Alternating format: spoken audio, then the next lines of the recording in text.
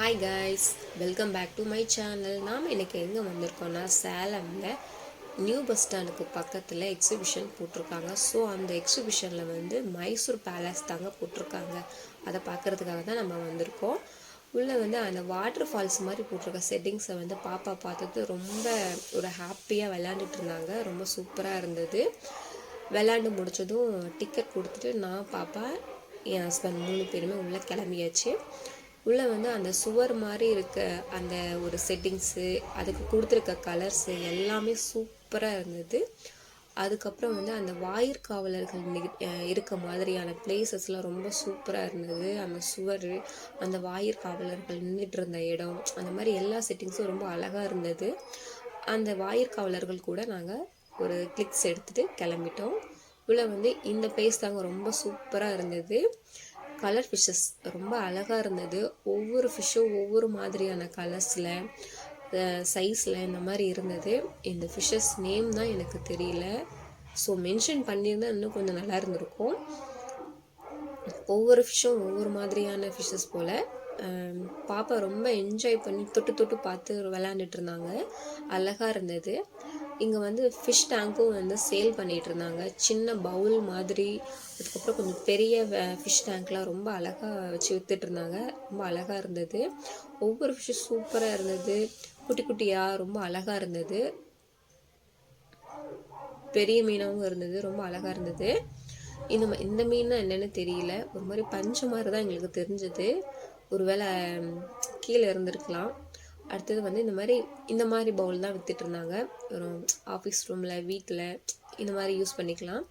இந்த மீனை பார்த்திங்களா, ரொம்ப குட்டியாக இருந்தது. ஒரு விரல் சைஸ் தான் இருந்தது. அந்த மாதிரி குட்டி குட்டியாக இருந்தது. கலர் ஃபிஷ்ஷஸ்லாம் ரொம்பவே அழகாக இருந்தது. அடுத்தது வந்து நம்ம அரண்மனைக்குள்ளே வந்துட்டோம். ஒரு ஒரு உண்மையான அரண்மனை எப்படி இருக்கும் அந்த மாதிரி ஒரு செட்டிங்ஸை தான் அவங்க செட் பண்ணியிருக்காங்க. ரொம்ப சூப்பராக இருந்தது.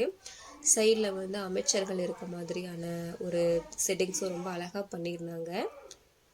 என் ஹஸ்பண்டும் பாப்பாவும் கட்டப்பா கூட எடுத்துட்டாங்க ஃபோட்டோ.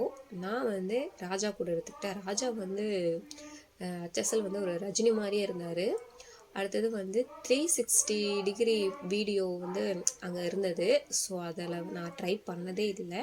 ஃபஸ்ட் டைம் நானும் பாப்பாவும் போகிறோம்.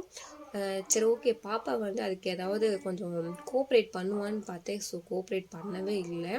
அதுதான் கொஞ்சம் பேடான நியூஸு. அவளுக்கு புதுசாக இருந்தது. அதுக்கப்புறம் இங்கெல்லாம் வந்து நாங்கள் பிக் எடுத்துக்கிட்டோம். மங்கி கூட, சீட்டா கூட, பேரட் கூட, டால்ஃபின் கூட, அப்துல் கலாம் ஐயா கூட, இந்த மாதிரி நிறைய பிக்ஸ் எடுத்துக்கிட்டோம். பால் பிடிக்கிற மாதிரி, செடி அப்துல் கலாம் ஐயா கிட்டேருந்து வாங்குற மாதிரி, சிறுத்தைக்கிட்டேருந்து தப்பிக்கிற மாதிரி, சாப்ளின் கூட செட்டப் பண்ணுற மாதிரி என் ஹஸ்பண்டு, இந்த மாதிரி ஒவ்வொரு பிக்கு ஒவ்வொரு மாதிரியான பிக்காக இருந்தது. ஆனால் ரொம்ப சூப்பராக இருந்தது. அப்புறம் மங்கி கூட வந்து செல்ஃபி எடுக்கிற மாதிரியான ஃபோட்டோலாம் எடுத்துக்கிட்டோம். அடுத்தது பாப்பாவோட ஃபேவரட்டான இடத்துக்கு தான் நாங்கள் வந்திருக்கோம். பாப்பா வந்து ஒரு பாலை பார்த்தாவே ரொம்ப ஹாப்பியாக இருப்பாங்க.